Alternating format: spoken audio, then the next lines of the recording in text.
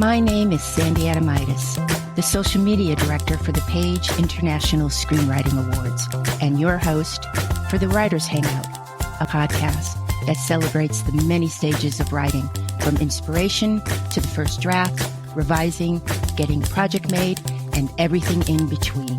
We'll talk to the best and the brightest in the entertainment industry and create a space where you can hang out, learn from the pros, and have fun.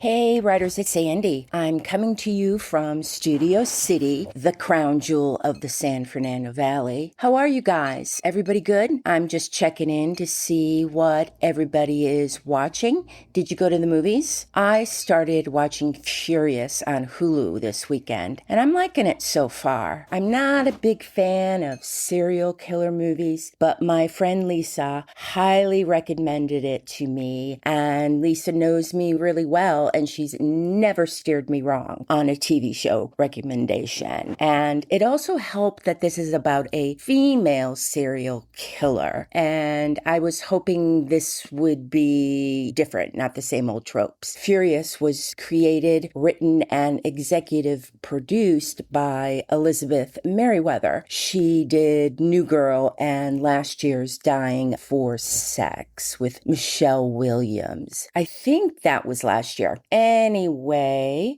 Furious stars Emmy Rawson as an FBI agent, Alice Black, I like her initials AB, and is an 8-episode psychological thriller crime drama inspired by the 1987 film Black Widow. Now, Black Widow was a thriller written by Jack Pearson, directed by Bob Rafelson, and it starred Deborah Winger and Teresa Russell. It was about a federal investigator who becomes obsessed with tracking down a woman who marries wealthy men and murders them. The cast is great in Furious. Scoot McNairy, Quincy Tyler Bernstein, and Stephen Way are so good, and how they dressed Quincy Tyler Bernstein is worth tuning in for. Shout out to the costume designer Claire Parkinson. Writers, I think you're gonna like today's episode because it's about a writer suing a Goliath for stealing her idea.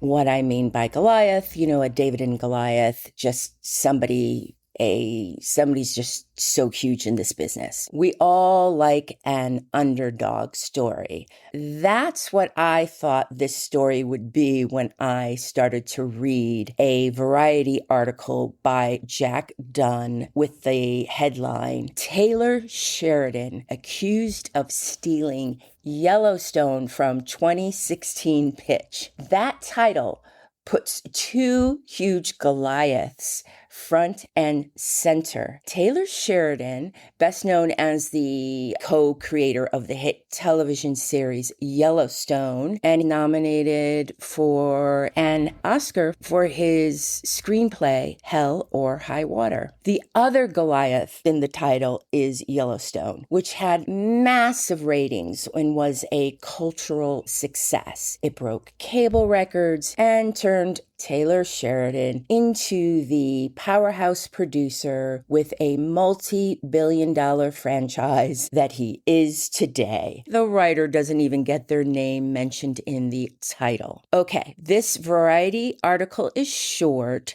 and I'm going to read it to you, stopping along the way to help break it down for you. Again, the title. Taylor Sheridan accused of stealing Yellowstone from 2016 pitch. Man, the writer's not bringing a script to the table. That's like bringing a knife to a gunfight. Lauren is outgunned and outmanned before this even starts. Oh, and by the way, I'm going to put a link to Jack Dunn's Variety article in the show notes. First paragraph. Writer Lauren J. Salkin has accused Taylor Sheridan of stealing his marquee series, Yellowstone, from her 2016 pitch in a lawsuit filed Friday, August 21st. 101 Studios, Paramount, and Elevate Entertainment are also listed as defendants. Skipping down a bit, in the court documents obtained by Variety, Salkin alleges that she pitched her own sprawling Western drama, Sovereign Nation, to Sheridan's management company, Elevate Entertainment, in 2016, only to be told, Taylor thanks you very much for your interest. Unfortunately, he's unavailable for TV projects. The suit then claims that Yellowstone was greenlit at Paramount within months of her rejection. Okay, gotta jump in here. When I read that Lauren pitched her sprawling Western drama, Sovereign Nation, to Taylor's management company, that bumped me for a moment. I wondered, why didn't Lauren go pitch to Bosque Ranch, Taylor's own production company? So that made me wonder about her credits. So I looked her up on IMDb, Internet Movie Database. Learn it. It's a really good tool for writers. Let me get the page up. According to IMDb, in 2016, Lauren co-produced the viral streaming comedy show Fail Army. She worked on many top award shows as a crew member, including the 72nd Golden Globe Awards and Dick Clark's Primetime New Year's Eve. She was on the crew of So You Think You Can Dance, but I do not see any writing credits, and I'm not sure that looks very good for Lauren's lawsuit. I'm not pointing out that Lauren has a lack of writing credits to diminish what she has done. Looking at her bio and credits, Lauren seems hardworking and dedicated. She had a whole other career before she transitioned into entertainment, and it can't be easy to be a woman on the crew. The crew is made up usually of guys. That said, it answered my question as why Lauren pitched at Elevate instead of Taylor's production company. I'm just guessing, but I bet she couldn't get a meeting because she doesn't have writing credits. It would be hard for anybody without a writing credit to get a meeting at Bosque Ranch. Again, this is all just my opinion. Back to the article. Let's go back and start from Taylor. Thanks you very much for your interest. Look, thank you very much for your interest is a common line to show respect to the person you are about to make unhappy or happy very soon. Also, Taylor Sheridan currently maintains primary writing and show duties on 3 of the 7 actively airing series he has. Can you imagine having 7 shows on the air? And we're not even talking about Yellowstone. The 7 actively airing series are Mayor of Kingstown, Tulsa King Lioness, Landman, The Madison, Dutton Ranch, and The Last Cowboy. The 3 series that Taylor is actively writing and running are Landman, Lioness, and The Madison. By 2016, when Taylor went to pitch at Elevate, Taylor had already successfully transitioned from being a struggling TV actor into a successful screenwriter by writing the screenplay for the 2015 film Sicario. After Sicario, he earned an Academy Award nomination for the Best Original Screenplay for his modern Western, Hell or High Water. The truncated version of what I just said, Taylor is not hurting for ideas. Also, in my opinion, it is highly unlikely anyone at Elevate told Taylor anything about Lauren's pitch. Elevate Entertainment would only bring projects they don't pass on to Taylor. Was the person who wrote, Taylor thanks you for your interest, pushing the truth? Yeah. But I don't think it was in a deceitful way. Again, it is an attempt to show respect right before having to disappoint Lauren. Back to the article. Taylor thanks you very much for your interest. Unfortunately, he's unavailable for TV projects. The suit then claims that Yellowstone was greenlit at Paramount within months of her rejection. Okay, we're going to get past this paragraph, I swear. Okay. It is not unreasonable to think Taylor was busy and unavailable for TV projects. The man is nothing but prolific. I think it was Elevate Entertainment's attempt to make a polite pass. They're under no obligation to explain why Taylor is unavailable for TV projects. Maybe you could argue that they should have said, Taylor has something in development that's close to production and similar to your pitch, Sovereign Nation, but we don't really know if they are similar. Elevate didn't write that Lauren's pitch was similar to Yellowstone because comparing the two projects might have been the furthest thing from their minds. Sprawling Western dramas can have many of the same elements. Land wars, families backstabbing, whiskey, horses, violence, cattle, branding, gunfights, tumbleweeds, little houses on the prairies. Those are the first things that come to my mind. Back to the article. Sheridan, however, was not unavailable for TV projects, the suit reads. Instead, he and others used Salkin's copyrighted works to develop Yellowstone. On June 20th, 2018, Paramount Network aired its first episode. The article goes on. The lawsuit lists several specific expressive choices that Yellowstone allegedly lifted from Salkin's Sovereign Nation. Those elements, the suit states, include a tribal casino functioning as the institutional center of political and development power, a signature confrontation staged in the tribal chairman's casino office over expansion beyond reservation boundaries, the use of trust land, the absence of zoning restrictions, and a 99-year lease structure as the concrete mechanism for that expansion, and reoccurring master plan imagery deployed to dramatize the struggle for territorial control. Whew, okay. I don't see any of that as a problem for the defendants.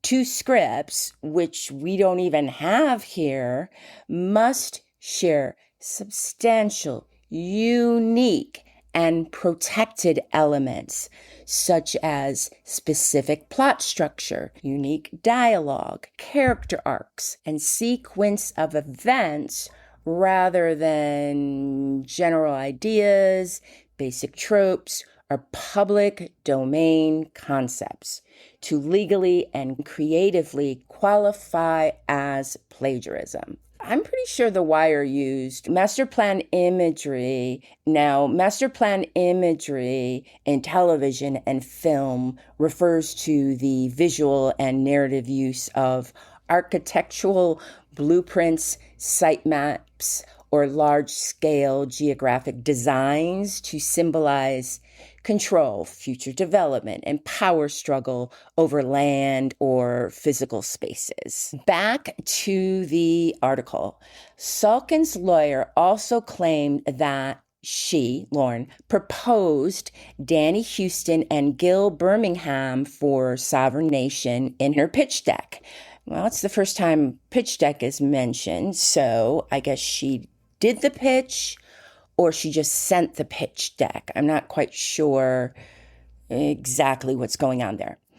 Both, those two actors, both were later cast in Yellowstone and played materially parallel structured roles. Birmingham as the tribal political leader whose authority and development strategy runs through the casino, and Houston as the outside development power broker who supplies the political or commercial path for that expansion.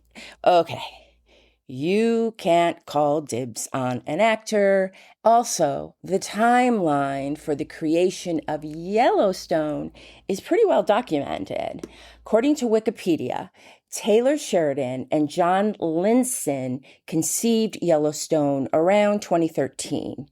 I wonder why John Linson's name wasn't mentioned in the lawsuit. Now, John comes from a Hollywood family and has a really impressive bio. And in 2013, they pitched Yellowstone as a feature film envisioned as The Godfather in Montana. That's a great way to pitch it.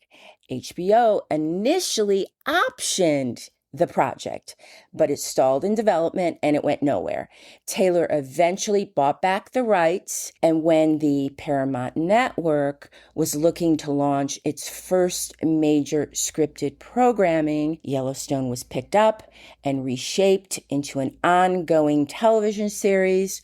This also sounds to me like there's a huge paper trail surrounding Yellowstone, which is trouble for Lauren's case. Back to the article, the suit later states, when the works are objectively compared, the same coordinated design repeatedly appears, casino-centered institutions, organizing political power, the same usual land development mechanisms propel the conflict, parallel scenes perform the same dramatic functions, and the same actors appear in materially parallel roles. These are not merely conversions of shared genre.